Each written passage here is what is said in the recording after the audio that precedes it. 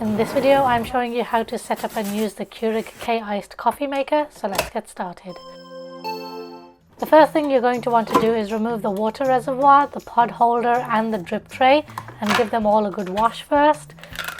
If you don't have access to filtered water, you will want to buy a water filter starter kit. The water filter starter kit comes with 2 filter cartridges and a tall handle that's needed for this Keurig model. You'll have to buy this separately as it doesn't come with the coffee maker, and I'll leave my Amazon affiliate links in the description for you. Open one of the filter cartridges and you need to soak this for 5 minutes. So while that's soaking, I'm going to wash out the water filter handle before I use it. After soaking the cartridge for 5 minutes, you then need to rinse it in warm water for 1 more minute. Once that's all done, open the water filter handle by pressing towards the bottom here and just pinch in both sides until the bottom part slides off. Add the cartridge, making sure that it's the right way up. The curved side should face upwards. Then attach the top part of the handle until it clicks into place. Then pop the handle into the center of the water tank until it clicks into place, and you can feel that it's nice and secure. Finally, fill up the water tank to the minimum line and then attach it to the coffee machine. There's a little hook on the tank that needs to be slotted into the hole on the machine to keep the tank secure. I also like to wipe down the coffee maker to get rid of any shipping and packaging residue. Then begin with a cleaning brew. Without any coffee pods inserted, close the lid, place a jug or mug that can hold 8 ounces on the drip tray and press the 8-ounce button once.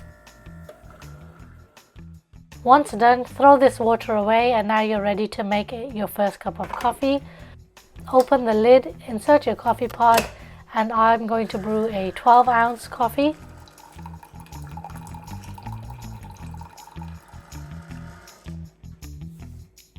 Now I'll show you guys how to use the My K-Cup Reusable coffee filter if you want to use your own coffee grounds.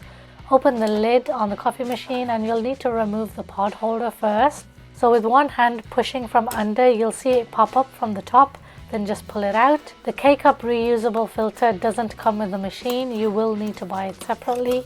I will leave links in the description box if you need to buy one.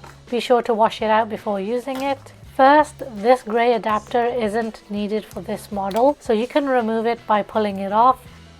To open the filter, turn the lid counterclockwise to the unlock symbol and pull out the inner mesh basket.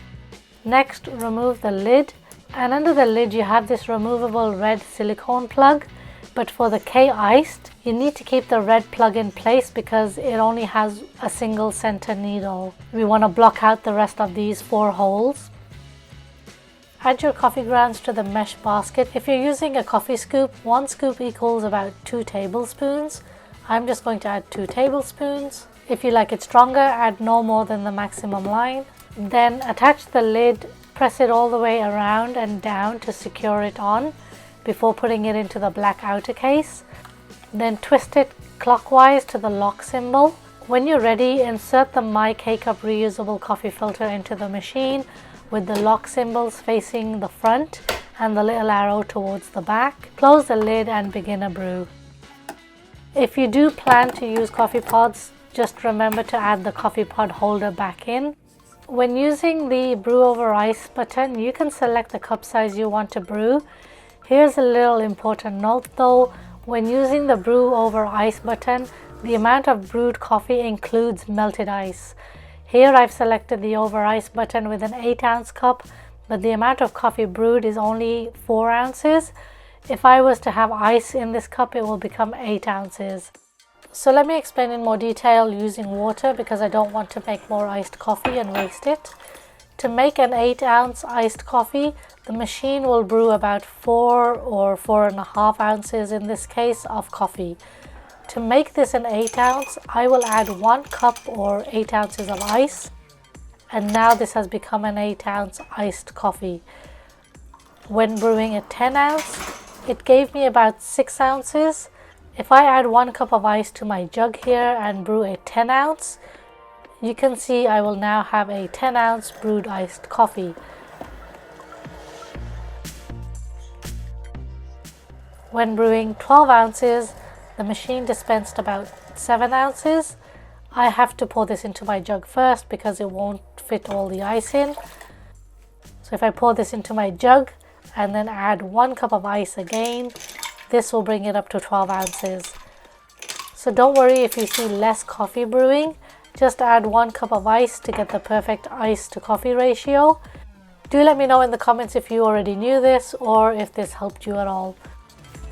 I usually like to brew my coffee without ice and let it cool down further while I work on my milk. The temperature falls quite a bit by the time I'm ready to pour it over my ice, and the ice doesn't melt as fast.